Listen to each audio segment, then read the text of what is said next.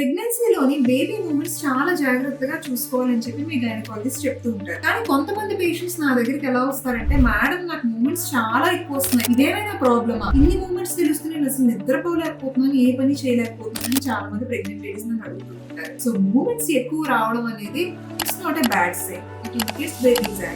Second thing, ఒక్కొక్కసారి మీకు hunger ఉన్నా లేకపోతే ఏమైనా మూడ్ డిస్టర్బెన్సెస్ ఉన్నా కూడా ఒక్కొక్కసారి బేబీ మూమెంట్స్ అనేది ఎక్కువగా వస్తాయి. కొంతమంది ఏం చెప్తారంటే, నాకు movements lower part of the abdomen లో చాలా ఎక్కువ తెలుస్తున్నాయి మేడం అంటారు. నేను అబ్జర్వ్ చేసింది ఏంటంటే, జనరల్ గా బ్రీచ్ ప్రెజెంటేషన్ అంటే కాళ్ళు ఎదురుకాలతో ఉన్నప్పుడు బేబీ కింద లోవర్ అబ్డామిన్ లో మూమెంట్స్ ఎక్కువగా వచ్చి నైట్ నిద్ర పట్టకపోవడం జరుగుతూ ఉంటాయి. సో దానికి కూడా మీరు కంగారు పడాల్సిన పని లేదు. సో ప్రెగ్నెన్సీలో ఎప్పుడైనా మూమెంట్స్ ఎక్కువగా వస్తున్నాయంటే అదేం పెద్ద ప్రాబ్లం అయితే కాదు. Thank you.